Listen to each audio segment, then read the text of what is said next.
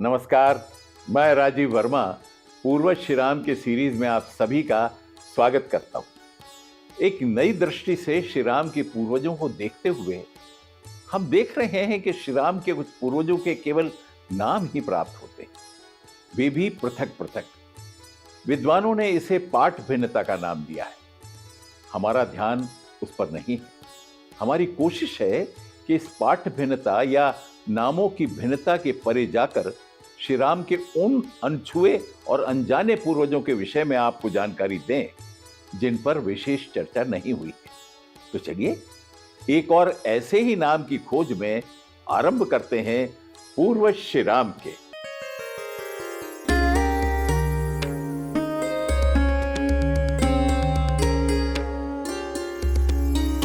राष्ट्र के रक्षक हैं वो, विश्व के वो पथ प्रदर्शक, सत्य जिनके है धरोहर, सूर्य के हैं वो उपासक। गंगा है वो, सिंधु है वो, वही तो जम्बू द्वीप है। सगर रघु दशरथ है वो, वही तो राजा दिलीप है। निर्माता भारत वर्ष के, शासक अयोध्या धाम के, इक्ष्वाकु सूर्यवंशी, पूर्वज श्री राम के। श्री राम के, श्री राम के, पूर्वज श्री राम के।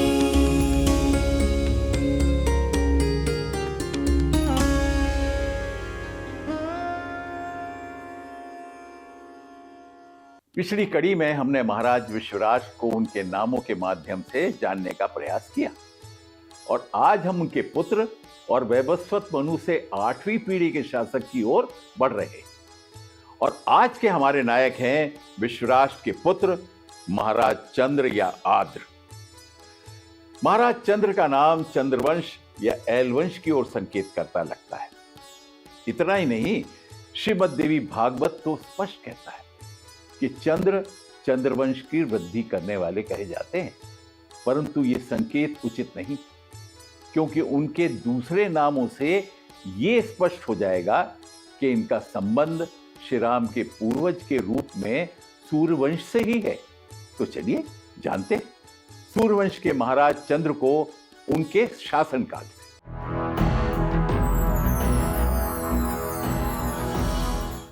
ये सत्य है कि सूर्यवंश के राजा महाराज चंद्र के विषय में अधिक जानकारी प्राप्त नहीं होती, लेकिन वे एक ऐसे राजा हैं जिनका यश किसी युद्ध से नहीं वरन अत्यधिक शांत और संयत शासन काल के कारण रहा। ये महाराज चंद्र के शांत और मौन प्रशासनिक युग का ही काल था, जो अयोध्या की नींव को अदृश्य रूप से दृढ़ बना रहा था। ये वो समय था जब महाराज चंद्र इक्ष्वाकु वंश में उत्पन्न होने वाले महान राजाओं के लिए पृष्ठभूमि सृजित कर रहे थे। धर्म और सत्य का पालन ही इस युग की पहचान थी। यहाँ सभ्यता की धारा विस्तारित होने के स्थान पर व्यवस्थित हो रही थी। वास्तव में ये श्री राम के पूर्वजों द्वारा आदर्श समाज के सृजन का समय था। महाराज चंद्र का शासनकाल व्यवस्था का या सृजन काल क्यों था, इसके पीछे के तर्क को समझने के लिए हमें इक्ष्वाकु वंश के विषय में आरंभ से विचार करना होगा। हम देखते हैं कि महाराज इक्ष्वाकु को संपूर्ण पृथ्वी का शासन सौंपा गया। ऐसे में यह बहुत तर्कसंगत है कि पृथ्वीपति होने के कारण उनका पृथ्वी पर एकाधिकार था और उन्हें राज्य विस्तार करने की कोई आवश्यकता ही नहीं थी। यही कारण है कि उनके बाद कई पीढ़ियों तक राज्य विस्तार पर नहीं वरन व्यवस्था पर बल दिया गया। इस बीच हमें कुछ पूर्वजों के पराक्रम या शक्ति प्रदर्शन से जुड़ी घटनाओं का उल्लेख भी प्राप्त होता है, लेकिन हमें उन पराक्रम की घटनाओं को राज्य विस्तार से जोड़कर नहीं देखना चाहिए, क्योंकि वे घटनाएं व्यवस्था हेतु ही थी। उनका उद्देश्य विस्तार नहीं था। यही कारण है कि विद्वानों ने श्री राम के पूर्वज महाराज विश्वाश्व से बृहदश्व तक के शासनकाल को व्यवस्था की स्थापना से जुड़ा हुआ माना और इस व्यवस्था की स्थापना की एक प्रमुख कड़ी थे महाराज चंद्र। कहीं ना कहीं महाराज चंद्र एक ऐसे राजा प्रतीत होते हैं जो बुद्धि और बल दोनों के स्वामी थे। वे शक्ति और सामर्थ्य से पूर्ण थे, परंतु वे अपनी शक्ति का उपयोग आंतरिक व्यवस्था और स्थिरता को बनाए रखने में कर रहे थे, न कि बाहरी युद्धों में। महाराज चंद्र का शांत शासनकाल यह स्पष्ट करता है कि उस समय अयोध्या में युद्ध क्षमता कम नहीं थी, वरन नियंत्रण में थी। नीति और नियम का पालन दंड के भय पर निर्भर नहीं था, वरन धर्म पालन और कर्तव्य निर्वहन के भाव से जुड़ा हुआ था, और महाराज चंद्र इस भाव को प्रसारित करने वाले शासक थे। विद्वानों ने महाराज चंद्र के शासनकाल का समय 6697 ईसा पूर्व माना है। यदि इसे पुराणों के संदर्भ में देखें तो यह केवल एक काल गणना प्रतीत होता है, क्योंकि महाराज चंद्र के समय को सुनिश्चित करना संभव नहीं है। इसको इससे समझिए कि भविष्य पुराण सतयुग के राजवंश का वर्णन करते हुए महाराज अद्री का नाम लेता है और बताता है कि उन्होंने 35,300 वर्षों तक राज्य किया।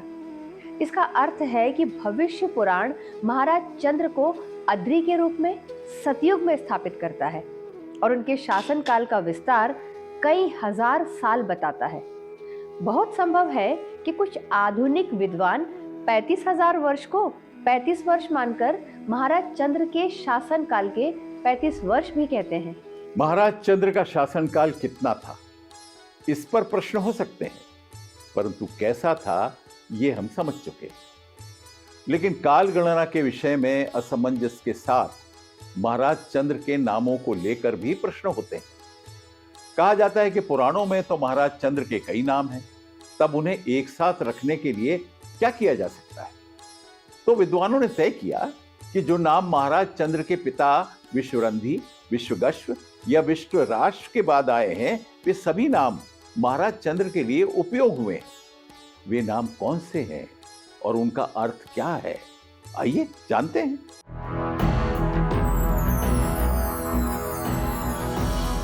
इतिहासकारों का मत है कि जब एक राजा को अलग अलग ग्रंथ अलग अलग नामों से प्रस्तुत करते हैं तो हमें समझना चाहिए कि ये सभी राजा या उनके नाम भिन्न नहीं हैं, बल्कि ये विविधता हर एक ग्रंथ द्वारा एक ही राजा को पृथक पृथक दृष्टि से देखने का तरीका है। महाराज चंद्र पर यह बात सत्य प्रतीत होती है। महाराज चंद्र पुराणों में अद्रि, आद्र, आर्द्रक, चंद्र, चंद्रक, इंदु और अंध्र नामों से उपस्थित हैं। इन नामों के साथ एक विशेष नाम चांद्र युवनाश्व भी हमें प्राप्त होता है। सर्वप्रथम चांद्र युवनाश्व की ही चर्चा करें तो ये नाम हमें विष्णु पुराण में प्राप्त होता है, जहाँ कहा गया है कि प्रथोर विष्टराश्वः तस्यापि चांद्रो युवनाश्वः, अर्थात पृथु से विष्टराश्व और उनसे चांद्र युवनाश्व हुए। इस नाम को विद्वानों ने इतिहास लेखन के एक विशेष सिद्धांत से जोड़ा है। इस सिद्धांत को पाठ संक्षेपण अथवा पीढ़ियों का संयोग या एकीकरण कहा जाता है। F.A. पॉर्जिटर समझाते हैं कि जब दो पीढ़ियां अत्यंत स्थिर, शांत और घटना रहित होती थीं, तो प्राचीन वंश संकलक उन्हें एकीकृत नाम में प्रस्तुत कर देते थे। चांद्र युवनाश्व में भी चंद्र और युवनाश्व को जोड़ा गया है और इतिहास के पाठ संक्षेपण के सिद्धांत की ओर ही संकेत किया गया। यहाँ समझने वाली बात यह है कि चांद्र और युवनाश्व से हमें केवल इतिहास के पाठ संक्षेपण सिद्धांत का उदाहरण ही नहीं मिलता, बल्कि यह भी स्पष्ट होता है कि महाराज चंद्र का शासनकाल कितना शांत और स्थिर रहा होगा कि वंशावली को सरल बनाने के लिए उनके नाम को उनके पुत्र के नाम के साथ जोड़ दिया गया। चांद्र युवनाश को साथ देकर कुछ विद्वान यह भी अर्थ लगाते हैं कि महाराज चंद्र का शासनकाल इतना छोटा रहा है कि उनके पुत्र के शासनकाल से ही जोड़कर देखा गया, परंतु अल्प शासनकाल का यह संकेत उचित नहीं है, क्योंकि यह केवल एक पुराण में किया गया है। अन्य पुराणों में तो अन्य नाम और उनके अन्य संकेत भी उपलब्ध हैं। और इसके लिए आपको दूर जाने की आवश्यकता नहीं है। स्वयं विष्णु पुराण में ही चांद्र युवनाश्व के पुत्र के रूप में युवनाश्व का ही नाम दिया है। इससे स्पष्ट है कि चांद्र युवनाश्व में महाराज चंद्र के अल्प शासन काल की ओर संकेत ही नहीं, बल्कि दोनों ही राजाओं के शासन काल में समान रूप से पाई जाने वाली शांति और स्थिरता का संकेत है। अब प्रश्न है कि चांद्र युवनाश के माध्यम से जो शांत और स्थिर शासन काल का संकेत मिला है, उसकी पुष्टि अन्य पुराण या उनमें प्रस्तुत नाम भी करते हैं या नहीं। इसके लिए हमें देखना होगा कि महाराज चंद्र के लिए विभिन्न पुराण में जो नाम दिए गए हैं उनके अर्थ क्या है। क्या वे नाम एक विशेषण है, और क्या इन नामों के अतिरिक्त भी कोई और विशेषण भी पुराणों में उपस्थित है जो ये बताए कि महाराज चंद्र का स्वयं का व्यक्तित्व कैसा था। आइए देखते हैं।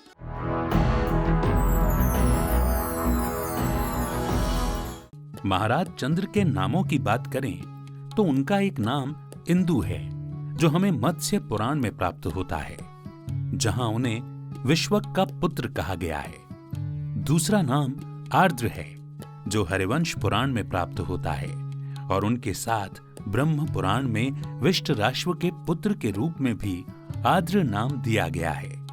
आर्द्र या महाराज चंद्र का एक नाम अंध्र भी प्राप्त होता है, और उसके साथ एक विशेषण वीर्यवान भी प्राप्त होता है। अर्थात यहाँ महाराज चंद्र को वीर्यवान महाराज अंध्र कहा गया है। यदि संदर्भित करें तो वायु पुराण में कहा गया है कि वृषदश्व पृथो पुत्रस्त स्माद अंध्रस्तु वीर्यवान, अर्थात पृथु के पुत्र वृषदश्व हुए और उनके परम बलशाली अंध्र नामक पुत्र हुए। यहाँ विष्टराश्व या विश्वरंधी के स्थान पर वृषदश्व नाम है और महाराज चंद्र के लिए अंध्र नाम दिया गया है। इसका एक और प्रमाण हमें कूर्म पुराण और श्रीलिंग पुराण में भी प्राप्त होता है। वहाँ विश्वक के पुत्र के रूप में आर्द्रक नाम लेते हुए उल्लेख आता है कि विश्वकादार्द्रको धीमान युवनाश वस्तु तत्सुतः, अर्थात विश्वक के बुद्धिमान आर्द्रक हुए और उनके पुत्र युवनाश्व हुए। वायु पुराण में वीर्यवान विशेषण का उपयोग यह संकेत देता है कि यद्यपि महाराज चंद्र का शासनकाल शांत था, परंतु व्यक्तिगत गुणों में वे अत्यंत बलशाली, पराक्रमी और तेजस्वी थे। वहीं श्रीलिंग पुराण और कूर्म पुराण में आर्द्रक या कहें कि महाराज चंद्र को बुद्धिमान कहा जाना बताता है कि महाराज इंद्र में बुद्धि और बल दोनों का संगम था। हमने देखा कि वायु पुराण, श्रीलिंग पुराण और कूर्म पुराण में महाराज चंद्र के लिए वीरवान और बुद्धिमान जैसे विशेषणों का प्रयोग हुआ है, लेकिन इसका अर्थ यह नहीं है कि अन्य पुराण उनमें कोई विशेषता नहीं देखते। अवश्य देखते हैं, परंतु उसको विशेषण के स्थान पर सीधे उनके नाम के साथ प्रकट करते हैं। यानी अन्य पुराण में महाराज चंद्र के विभिन्न नाम ही उनके लिए विशेषण का कार्य करते हैं और उनके व्यक्तित्व को हमारे सामने रखते हैं। जैसे चंद्र नाम शीतलता और शांति का प्रतीक है, जो कहीं ना कहीं इस और संकेत करता है कि महाराज चंद्र का शासनकाल शांत था। उनका इंदु नाम भी चंद्रमा का ही नाम है और शांति और शीतलता को ही प्रकट करता है। आर्द्र नाम भी आर्द्रता या नमी की ओर संकेत करता है, जो एक बार फिर चंद्र की शीतलता का अर्थ लेकर यही बता रहा है कि महाराज चंद्र के समय राज्य में शांति स्थापित थी। वायु पुराण में उल्लेखित अंध्र नाम भी निश्चित ही चंद्र का ही परिवर्तित रूप है। इसी प्रकार कहीं कहीं आर्द्रक और चंद्रक नाम भी प्राप्त हो जाते हैं। महाभारत में स्पष्ट रूप से कहा गया है कि विश्वगश्व के पुत्र अद्रि हुए, यानी अद्रि नाम भी महाराज चंद्र से जुड़ा है, जिसका अर्थ पर्वत या स्थिरता होता है। हमने देखा कि महाराज चंद्र का व्यक्तित्व उनके साथ जुड़े हुए प्रसंगों से नहीं, बल्कि उनके नाम और उनके नाम के साथ जुड़े हुए विशेषणों से प्रकट होता रहा है। ऐसे में हमें यह समझना होगा कि जिन नामों को वाल्मीकि रामायण में महत्व नहीं दिया गया, या कहें कि नामों की एक लंबी श्रृंखला के स्थान पर एक ही नाम दिया गया है, उस पर चर्चा जरूरी है।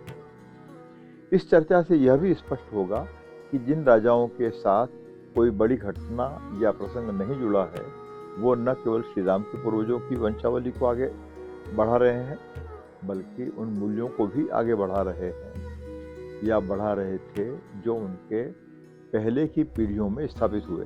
दो महान पीढ़ियों या महान राजाओं के बीच की कड़ी बनना भी साधारण योगदान नहीं, क्योंकि किसी पीढ़ी के आदर्श तभी आगे हस्तांतरित हो सकते हैं जब बीच की पीढ़ियां उन्हें संक्रमित ना होने दें या उनकी रक्षा करें।